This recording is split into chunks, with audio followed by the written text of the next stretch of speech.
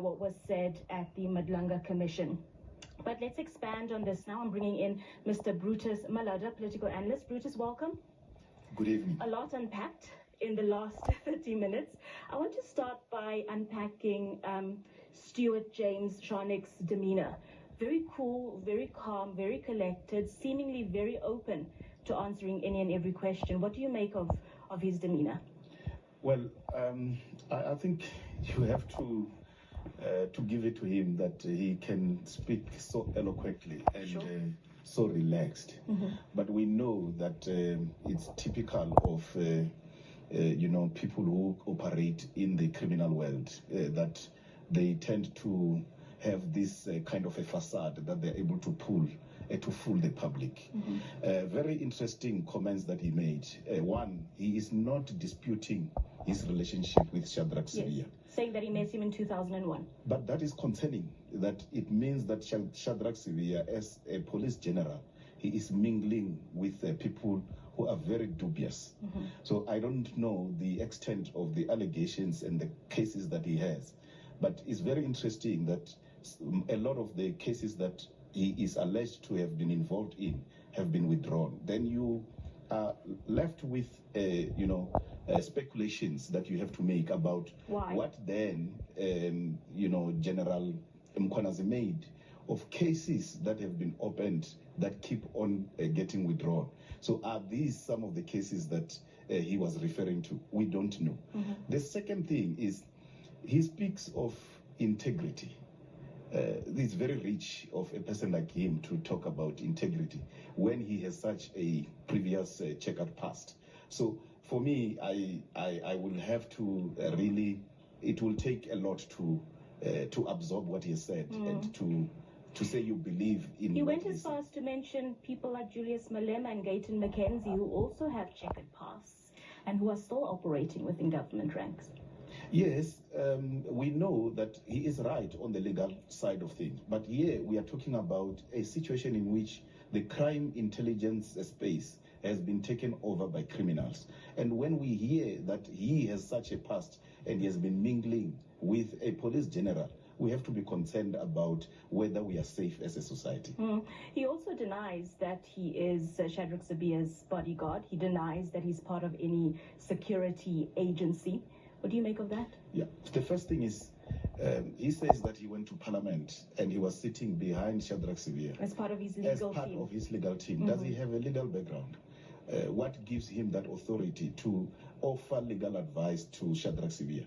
And what are we to make of his linkage now that General Kumalo has provided this evidence, with him giving General Sibiya not just an ordinary car, a bulletproof car. So where does he get the authorization to own a bulletproof car? So you have to be asking some of these questions to really question whether the evidence that has been given by General Kumalo is believable, or what he is saying is what the public should take home. And what do you make, Brutus, of how this relationship was then formed? He said that as a community leader, he was involved and concerned about murders taking place in and around Richards Bay. And he then wanted to bring that information to a national level as an everyday South African, an everyday citizen, because he was concerned. Shadrach Sibiya is the head, he is a senior police officer. He is not dealing with day-to-day investigations of cases.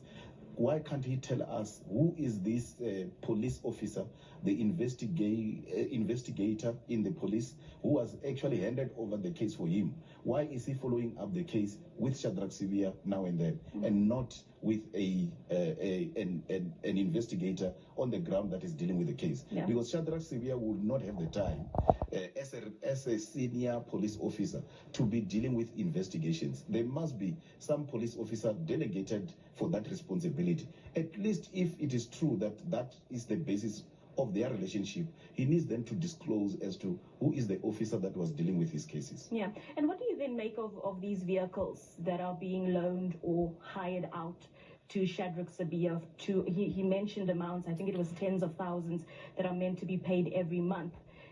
Do you see anything wrong with this sort of interaction? What I would have expected Pule and Yusuf to to ask is a question on whether there is an existing contract. Because if there is a business relationship between the two, at least there should be a contract. Is he willing to disclose that contract, the details of the contract, how much Shadrach Sibiya is paying, or this is a donation that he is giving in kind, and for what? In exchange of what? We have to ask those questions. He has left us with many questions than answers. Yeah, there was also a question around his links to the African National Congress, the ANC, and he said that he hasn't been a member since about 3, 4, 5 years ago. Yeah, you see, all of these things are actually continuing to dent the image of the ANC, because these people are linked with the African National Congress. It has a lot to do. Not anymore. He says he's not anymore, but these cases that he was involved in, including the Richard Bay cases.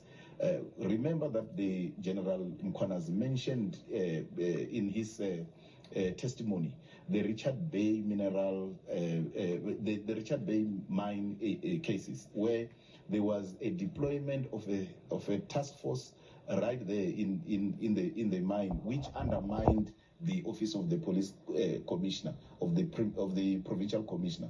Now, this gentleman here, he is talking about those cases. He seemed to have been so involved in investigations, but you then worry as a citizen as to why would a person like him, and we are not hearing of any other associate or whatsoever from that very same community who has been part of these cases, who has been also following up on this, why him per se? Valid question, Brutus. Let's shift now to General Dumisani Kumalo, because this gentleman says that he knows Lieutenant Kumalo very well.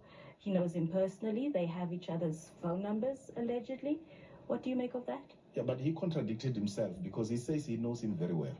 And when last did he speak to him? When he was asked that question, he says 3, 4 years ago. He can't even tell as to when. He then cites an example of a case in Northwest. And as to when was that case, you can then assume that it is in the space of 3 or 4 years ago.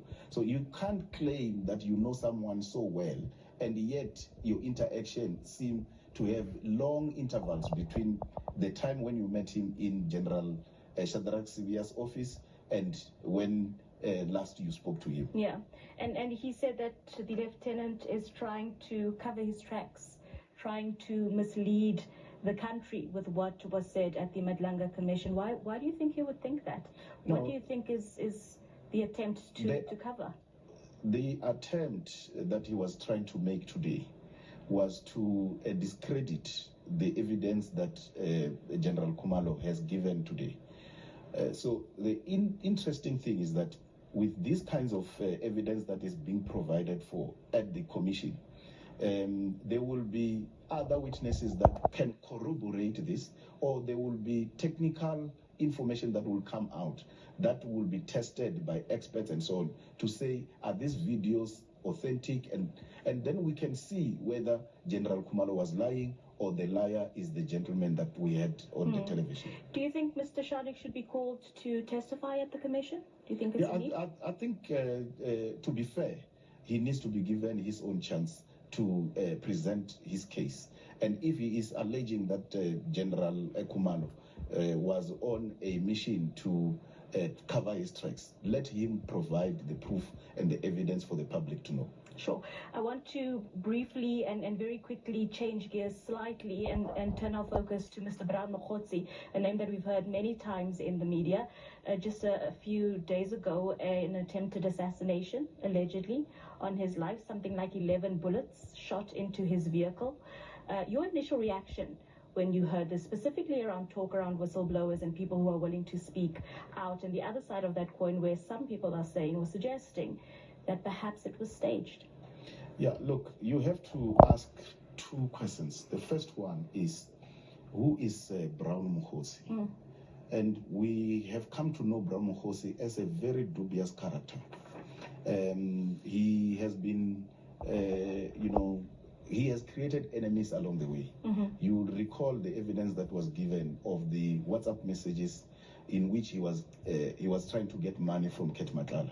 He seemed to have double-crossed Ket Matlala, because You have a message in which Ket Matlala says that I have been keeping evidence of the promises that you've been making, which indicated that he was unhappy that he didn't get the outcome that he wanted. So Brown Mkhotsi seemed to have created enemies. But he has also drawn people in the mud, including the minister himself. So this is a dubious character. So you take whatever that he says with a pinch of salt.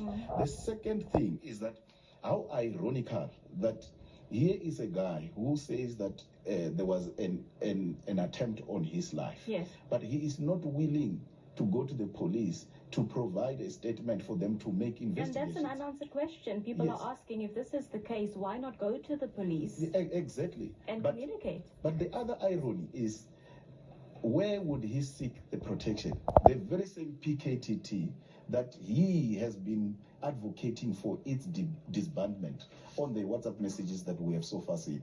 So it's so ironical that the guy who has been advocating for this, he is now claiming that there was a hit on him. So why would someone do that? And you have to ask those kinds of questions, especially the credibility of the person who is saying this thing is very questionable. Absolutely. Brutus, we're going to leave the conversation there, but as always, we appreciate your insights and thank you for joining us tonight. You're welcome. My absolute pleasure. That was political.